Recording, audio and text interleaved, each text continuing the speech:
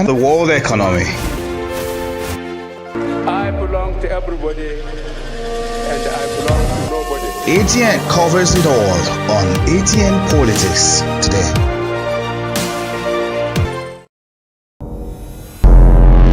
Every day, our lives are changed by history. We are one people, all of us. Leaders, politics, Nobody's ambition is what the blood. I have fought very firmly. natural occurrence, war, and the world economy. I belong to everybody and I belong to nobody. ATN covers it all on ATN Politics today. It's my pleasure to welcome you back to ATN Politics on Atlantic Television Network right here in the big business city of Port Harcourt. In Delta State, APC chieftain resigns. In Edo State, PDP calls for the arrest of APC state chairman. In the National Assembly, 24 senators yet to sponsor any bill. And in politics, Sule Lamido says Peter Obi can return to PDP. On the show today, I have two guests, one on the way, one right here with me. I am here right now with Mr. Chinedu Igwe, a political analyst. It's a pleasure having you on the show, ATN Politics. Thank you. You're welcome. Pleasure being here too. It's my pleasure too. Our barrister is on the way. He will soon join us, but for now, let's kick off the show. The first story for discussions today, as local government elections draw near in Delta State, a chieftain of the All Progressive Congress, APC, in Abraka, Ethiope East local government area of Delta State, Mr. Akani, Monday has resigned his membership of the party. Akani moved to the PDP, People's Democratic Party. His resignation letter was sent to the chairman of the APC, Ward 3, Abraka. Mr. Chinedu, looking at the political landscape of Delta State, it's mostly in favor of the People's Democratic Party being the majority, or the ruling party per se, in Delta State. And in Abraka, just as we saw here, and I think there are some local government elections coming very close in Delta State. And we are seeing a decamping of states, the campaign of a big chieftain of the APC. What do you deduce from such movements at this time? You know, in Nigerian politics, I keep saying it, most times people don't want to listen to the truth. Our politicians in this country, I keep repeating it, I don't think they really know what it means to belong to a political party. Because every political party, I believe, have an ideology. And for you to be a member of a political party, it means that you actually know the meaning of that ideology that is guiding that political party. So for me, I feel if as a political actor, you don't or you haven't internalized the ideology of a political party, why join in? Just because elections are drawing near, probably he has interests. We know in Nigerian politics what happens is who's ever at the top wins all, takes all during the election. So he's coming to the PDP so that he will identify with the ruling party and of course contest or has somebody he wants to support, all for his interests. Has actually, candidly speaking, has Nigerian politics been actually guided by manifesto? Has it been guided by ideology per se? Have we gotten to that point in time where our parties, our political parties, I mean, at a point, INEC had to come to shave off a good number of them, giving some criteria for them to meet up with. And at least just the few that are remaining now, after that whole shake-up, are they still guided insincerity by political ideology that anybody moving over, just like in America, where the Democratic Party stands for this and has been standing for this, and the Republican Party stands for this and has been standing for this. Are we trying to say that Nigerian politics, his moving from the APC to the PDP is based on ideological grounds? I wouldn't want to say that he is moving on ideological ground, given the fact that why doing it now that we are close to elections? But I want to tell you that my political party, PDP, members of political parties of PDP, who have been there from the very beginning till date, those are the examples of people that will tell you that they have actually internalized the ideologies of People's Democratic Party. I wouldn't want to say for the other party, the other divide, because I don't think members of those parties, I don't know even if they even have an ideology. They just came together to put up one or two people together to grab power. They don't have ideologies.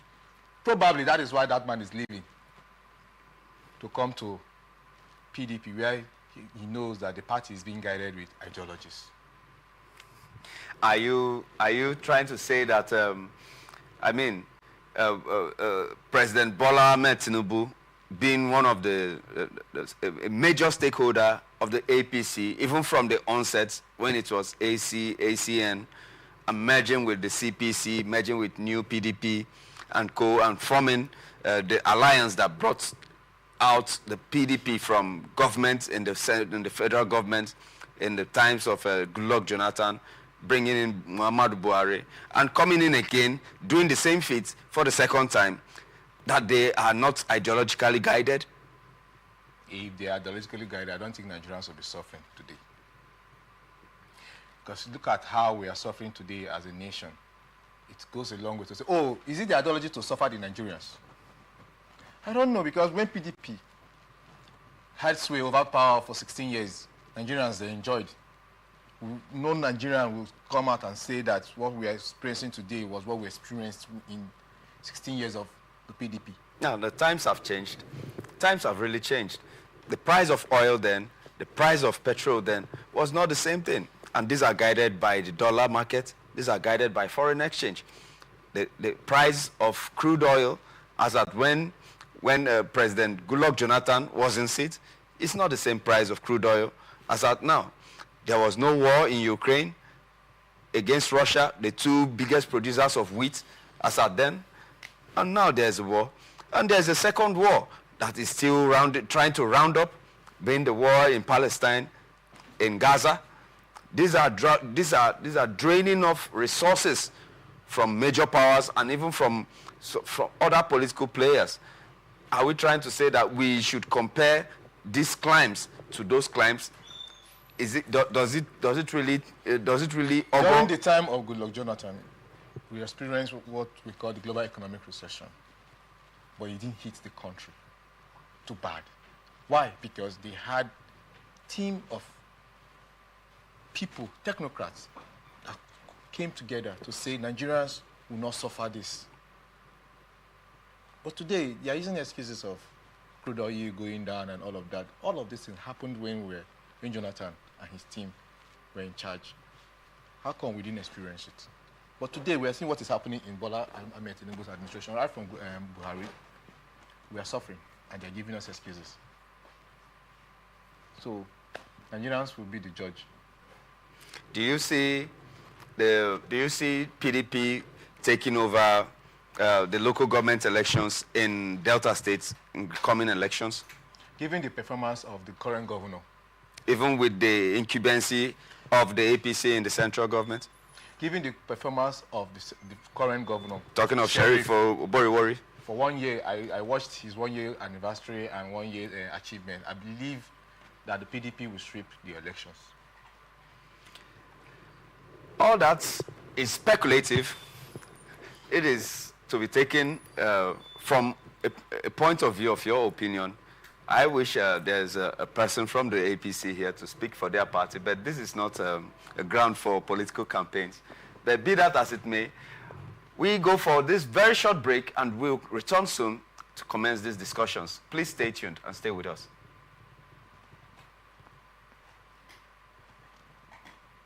From the line across the ocean to the land beyond the mountains, through the Sahara, we bring on-the-spot news, live analysis, expert discussions on trending stories in politics, business, socio-economy, sports, and documentaries. So catch all the updates on the happenings around the globe. Stay focused on the fact today, only on ATN. From the line across the ocean to the land beyond the mountains, through the Sahara, we bring on-the-spot news, live analysis, expert discussions on trending stories in politics, business, socio-economy, sports, and documentaries. So catch all the updates on the happenings around the globe. Stay focused on the fact today, only on ATN. Every day, our lives are changed by history. We are one people, all of us. Leaders, politics, Nobody's ambition is what the blood. I have fought a very family. natural occurrence, war, and the world economy. I belong to everybody and I belong to nobody. ATN covers it all on ATN Politics today.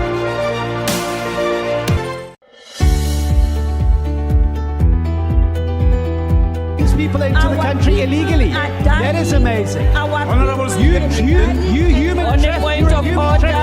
Honorable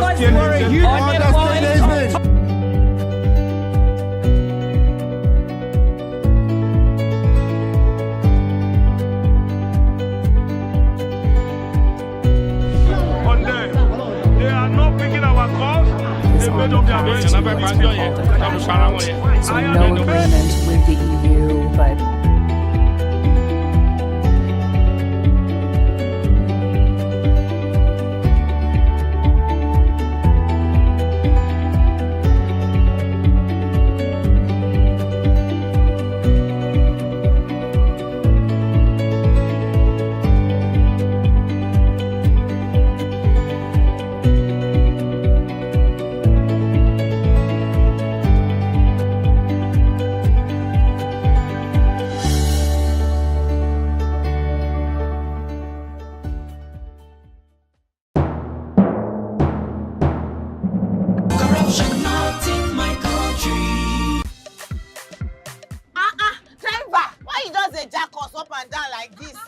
I hope nobody carry belle. Why you ask, oh? Because this road where they see so, it no guarantee safe delivery. We just dey vote for government, but we not get good governance. At all. Road so e no dey, light o usai, the infrastructure nko e come turn to be forbidden fruit for the people. Corruption, well everything.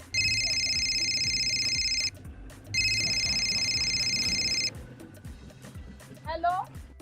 Hello, madam. Good afternoon. Good afternoon. My name is Mrs. Ayeni. I am calling from the Ministry of Humanitarian Affairs. Okay.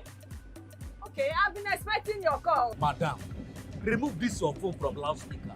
No vex, now my phone be like that. Hello? Are you there? I hear, I'm hearing you. Yes. We saw a copy of your invoice for computers, printers, and laptops. Yes. Are you working on them now? Ma, the prices you quoted are way too high now. Madam, sorry, please don't cost. We found the laptop you said is 1.8 million naira for 600,000 naira. Hello? Now my body network there. From the line across the ocean to the land beyond the mountains, through the Sahara, we bring on-the-spot news, live analysis, expert discussions on trending stories in politics, business, socio-economy updates on the happenings around the globe on ATN.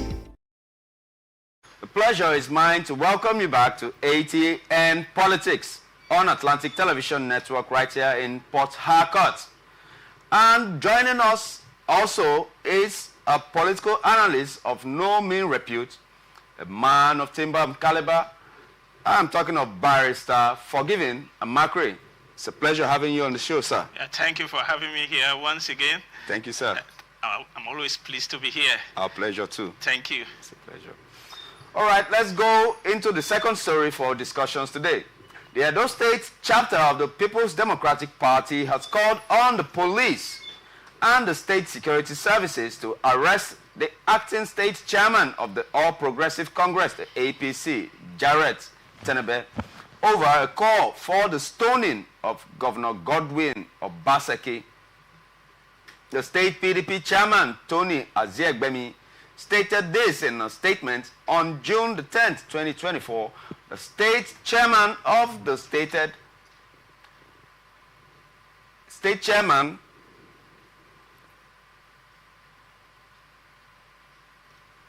PDP chairman, Tony Aziegbemi, stated this in a statement on June the 10th, 2024, that the state chairman called for Tenebe's arrest, and this was because of the threat on the state, by the state's, on the state's governor, calling for a stoning of Governor Godwin Obaseki. Let's delve deep into this. This is a security issue, more so in the midst of politics, of which we have been, as much as possible, in the present climes of the political terrain of River State, of Nigeria, and even of Africa. We've been calling for peaceful and well-coordinated elections, though it should be fair, though it should reflect the will of the people, but it should not be at the expense of peace. There has been a viral video circulating of the acting chairman of the APC in Edo State, calling for purported stoning of Godwin Obaseki for one or two other reasons that he knows best. Coming over to you, sir, Barrister Forgiving Amakri, sir. Sir, what do you deduce from such statements from the APC chairman in Edo State, sir, and the resultant call by the PDP stakeholder for his arrest, sir? Politicians should generally be cautious of statements they make, especially ones that will incite violence, ones that will spur people to take the laws into their hands. We have been advocates of pure democratic practices where the most popular person should emerge naturally, not by induced influence. And as he's calling, let us take the statement in its exact from he did, from what I read and what I saw. He has not actually called for his stoning. He said that if he continues with his unguarded utterances, if he continues with the way he's making statements, that he will be left with no option but to call for the people to stone him. I would say that he has not, if you look at it technically, he has not said, given the order for the stoning, but indirectly he is alluding or he is encouraging, because having said that he will call for his people to stone, and those his supporters or the people watch him, invariably he has done that. And those are the type of statements I would say we should eschew, we should avoid. We should play our politics within the template of peaceful environment. We should refrain from making statements that will influence, that will incite violence, and especially coming from the position of a state party chairman is, to say the least, unexpected of him. And well, the PDP has responded by the chairman of the PDP in Edo State has responded by calling on security agencies to arrest him. I think what the security agencies should do now is to call him and caution him. And he will put up the defense that he has not said that. He will definitely put in some defense. And he will say that he is only responding to the statements perhaps that Obaseki has been making, which according to him might also be infuriating, which according to him might also be prone to instigation of violence. He will put up those defense. But I think on both sides, the security should delve into the matter and ensure that the forthcoming election is done on a very peaceful note. We don't want violence in our elections. We don't want the foreign worlds to laugh at our democracy. We have been in democracy for a quite long now, and we should be able to progress and master the game so that other countries who might be behind us should learn from us.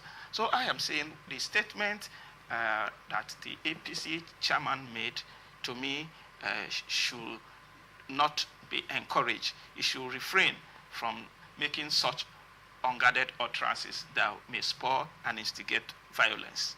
Okay, sir. Coming to you, Mr. Chinedu Igwe, do you see the pressure on the APC led by Adams Oshomole being that they have to get back Edo State for the president? Is this part of the pressure that is replaying on the state party chairman that has led him to make such unguarded statements? You know, first of all, I usually tell people about politics that politicians are usually guided playing this game. But I don't know why is it that in our country, most times, politicians are always making some utterances at this important time of our democracy.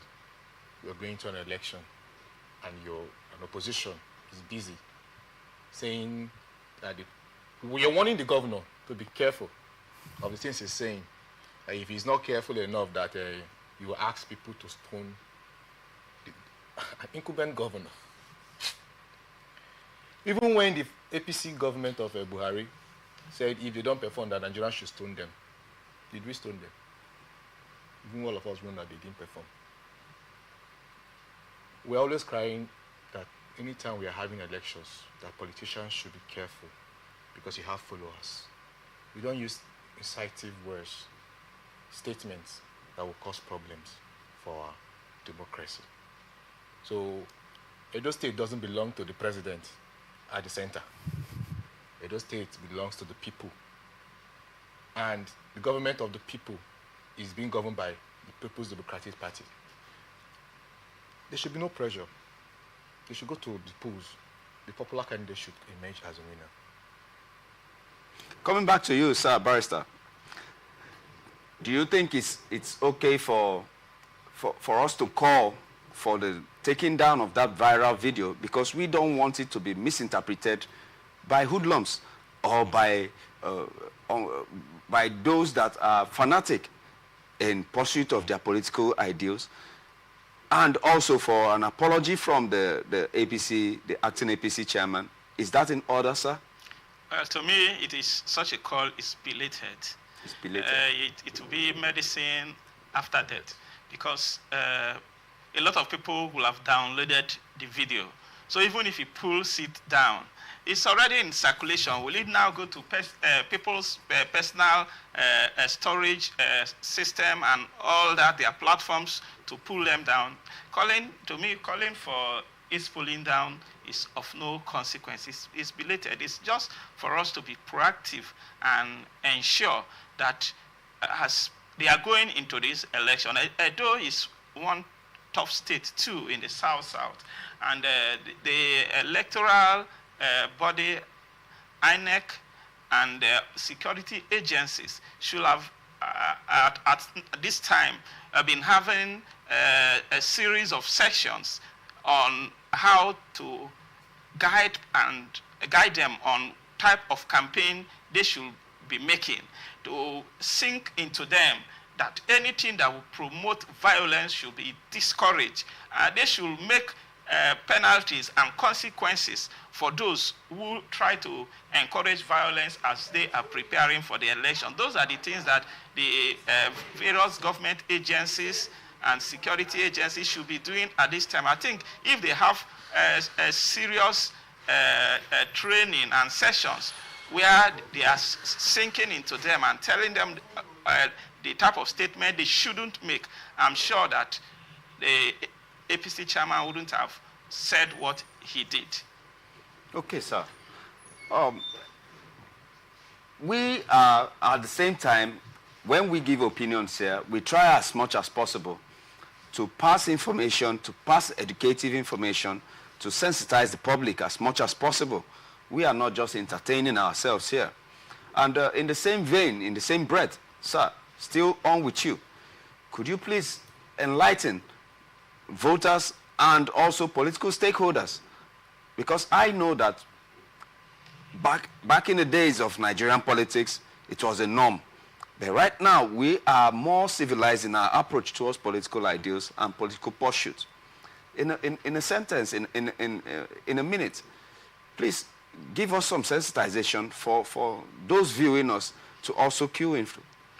Well, I must tell our viewers and all Nigerians that the era of violence to win election is almost becoming a thing of the past. It's outdated.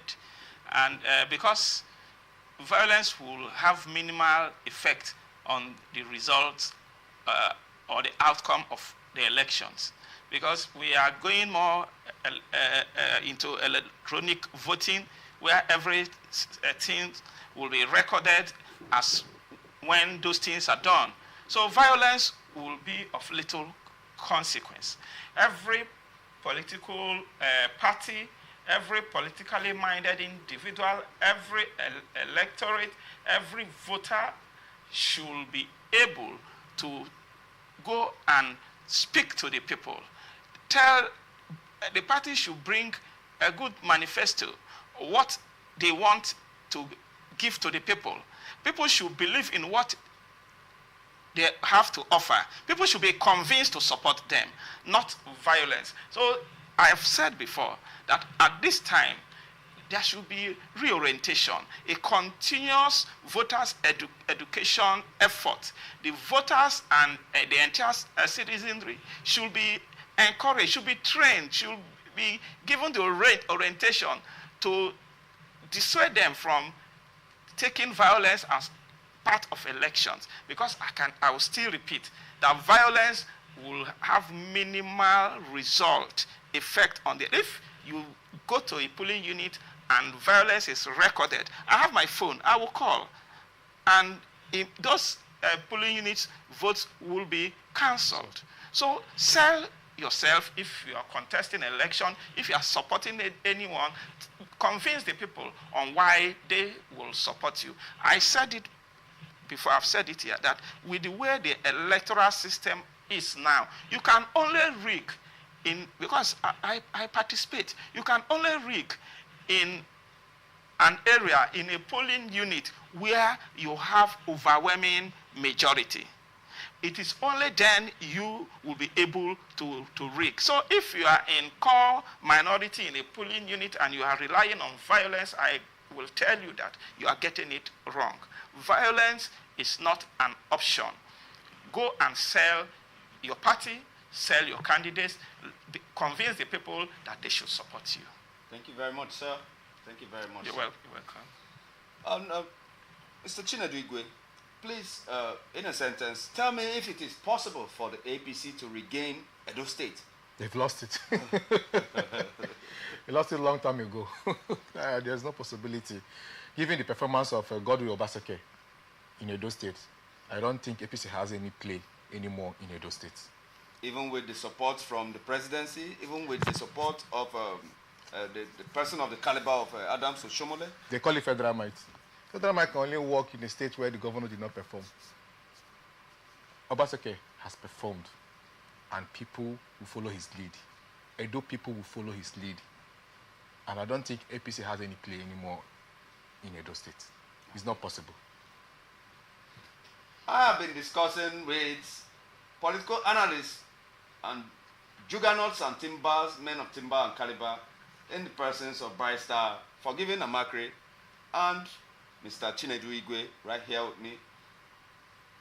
Don't forget, you can also watch us on your YouTube, Atlantic Television Network. Search Atlantic Television Network and go live and watch us right now in the studios of Atlantic Television Network right here in the city of Port Harcourt. Now moving on to the next topic for discussion. Almost 1 year after they were inaugurated, no fewer than 24 of the 109 senators drawn from all parts of the country are yet to sponsor any bill in the upper chambers of the National Assembly. However, each of the other 85 senators has at least one bill to his or her name. The 10th Senate, which was inaugurated on June the 13th, 2023, will be 1 year on Thursday.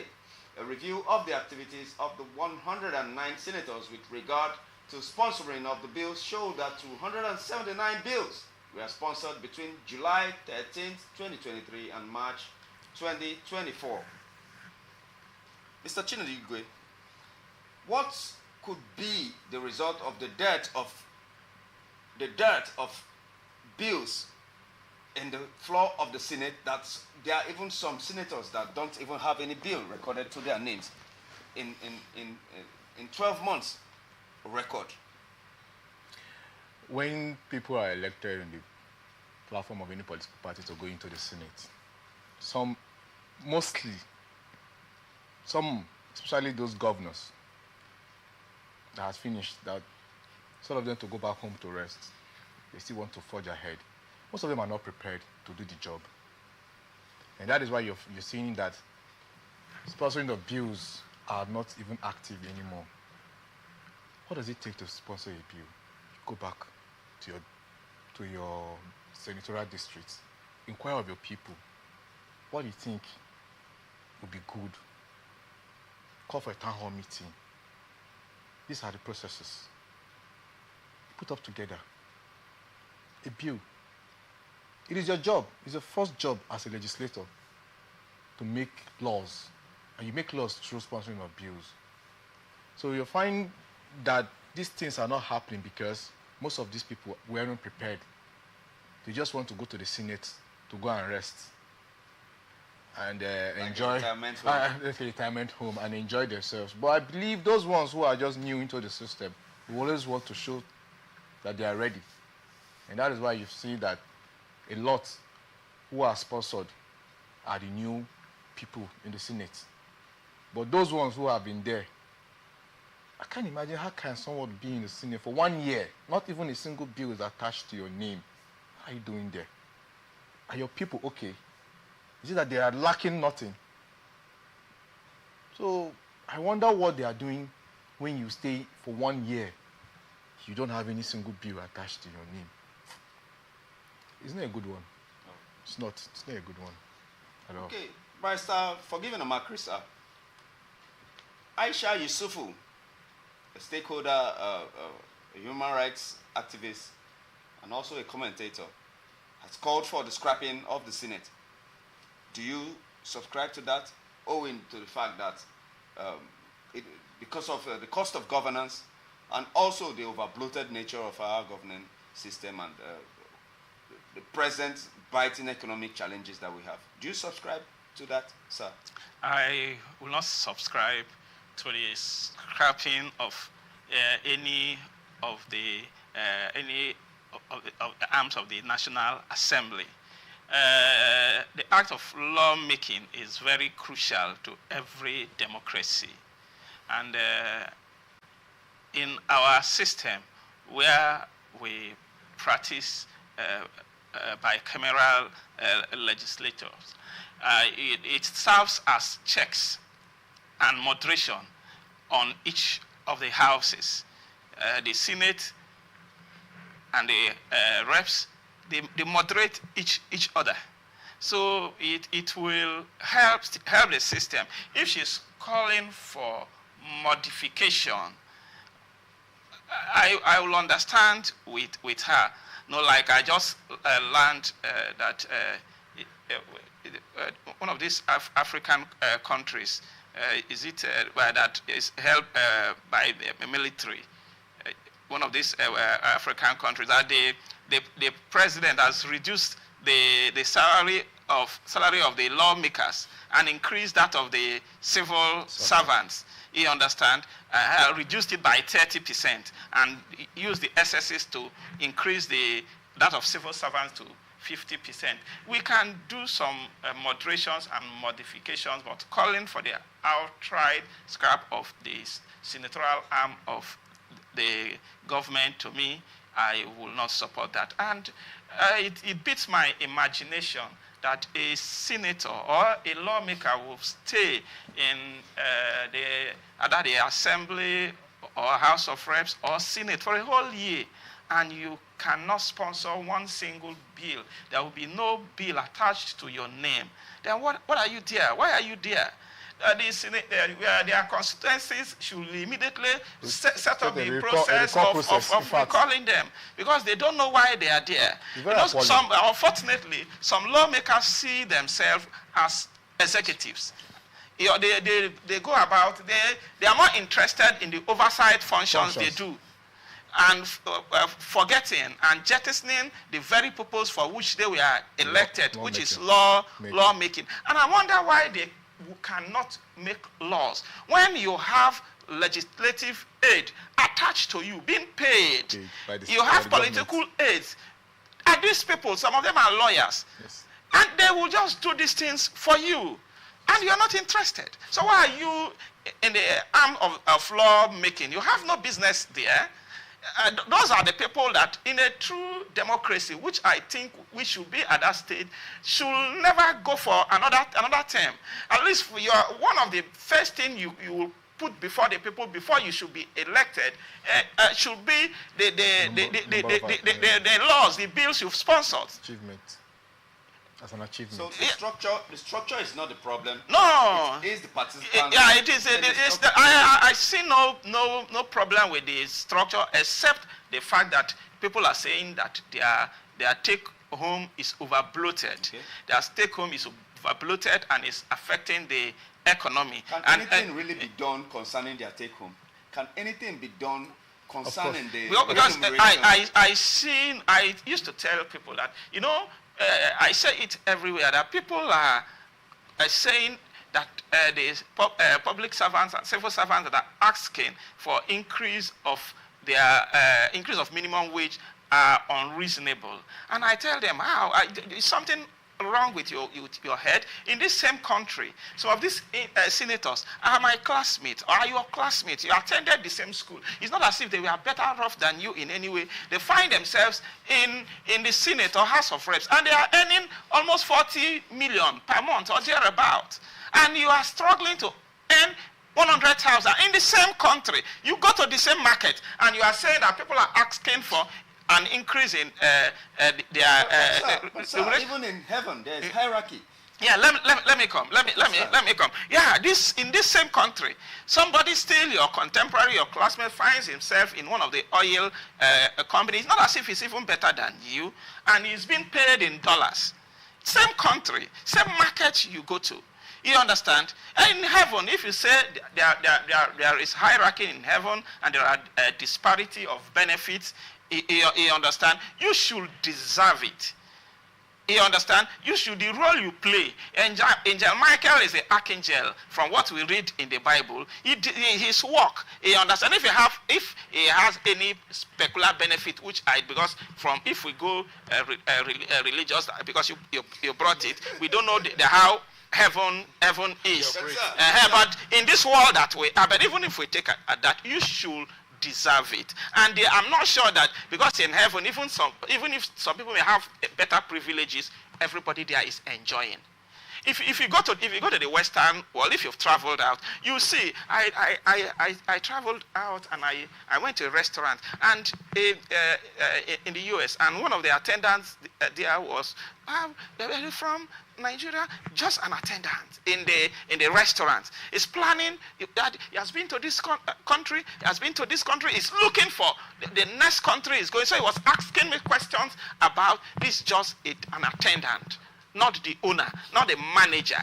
That is the type of situation we want to be in Nigeria, that whatever you do, as you are working in this studio, your take home should be what you should be able to compete internationally. Now we are even starving here. We can't even survive here. Talk more of competing internationally. So the problem is that something may be done about their remuneration.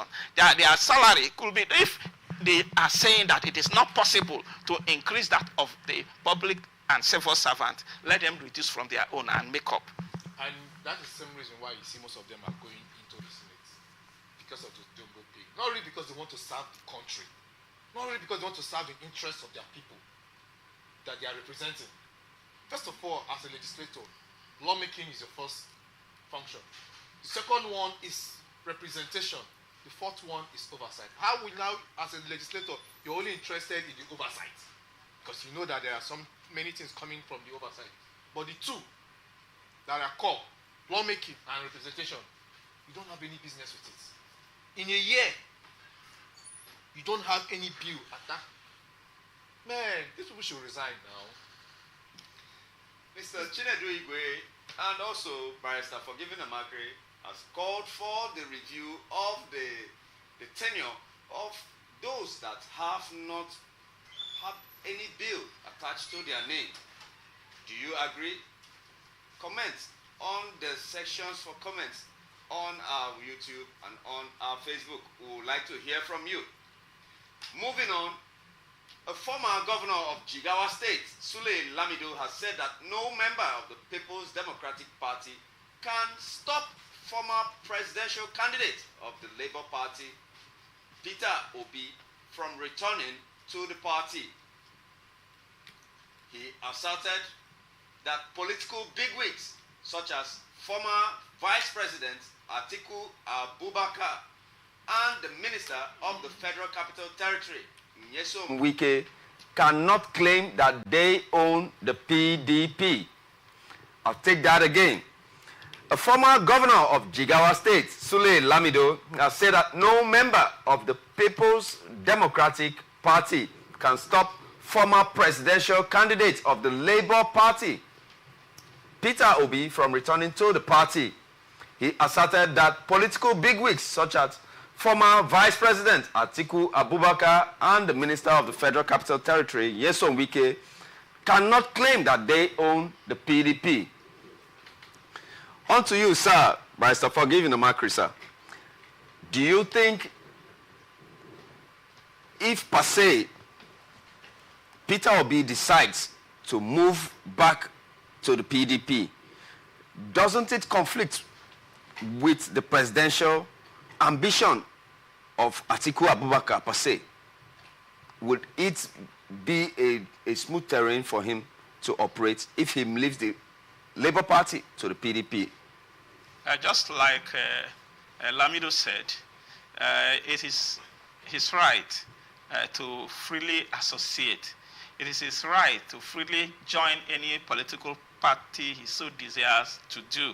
Nobody should stop him from joining the PDP if that is his intentions, if that is what he wants to do. That should be understood. Nobody will say that you own a political party, even if you are the one that registered it. It has become a public platform for everybody who desire to join. So he being a former member of the party, it even makes it easier for him. Now, coming to your question, yes, sir, that if he's returning to the PDP, will not be an inhibition or limitation to to Atiku's presidential ambition. Exactly. That is left for the party members to decide. First of all, it is that he has the right to join. Then both of them, if they can't settle in the boardroom, they've been meeting. We've heard, we have even discussed that meeting here in this studio. They've been meeting, and if their meeting cannot bring a concrete agreement and terms for them to collaborate and work, and you want to put impediment, encumbrance on the way of P2P to return to the PDP, that shouldn't stand. But whether it will be a limitation or inhibition for Atiku's presidential ambition, is Atiku the owner of PDP? Is he the owner of the world? Does he have the sole right to run the PDP ticket if P2B joins? And they can, after all, they've run before. So why can't they collaborate now? If they've done that before, why can't they do it now? You understand? Yes, sir. I tell people that one of the greatest undoings of P2B in the last election was the platform upon which he ran the election. No matter I use as a politician and a political analyst, I tell people that, you see, this jamboree, hey, does not win elections. You may have the street support, but it does not translate to winning elections. Election winning is based on structures.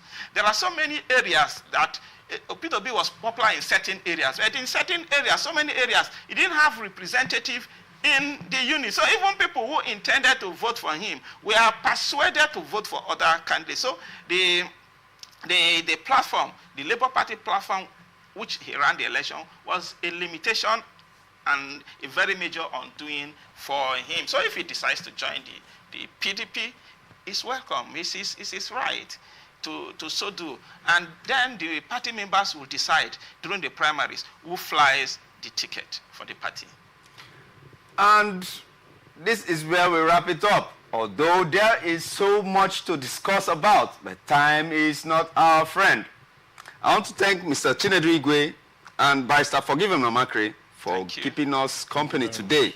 It's always a pleasure, and we hope that you grace our studios once again in the nearest future, sir. Thank you for coming, sir. Thank you, viewers, once again for listening to us. I am your host, Raymond Ken Mbata, and stay connected with us on ATN Socials, Facebook and YouTube, Atlantic Television Network, Instagram and TikTok, Atlantic TV Network 1. On Twitter, we are on Atlantic TV Net, or watch us live on our website, www.atlanticnetwork.tv. Peace and unity are the pathways to progress. Thank you for watching. Until we grace your screen, same time tomorrow, keep it locked on Atlantic Television Network.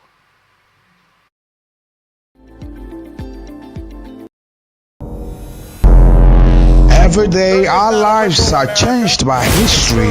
We are one people, all of us. Leaders, politics. Nobody's ambition is what they blood. I have fought a very family. Natural occurrence, war, and the world economy. I belong to everybody, and I belong to nobody. ATN covers it all on ATN Politics today.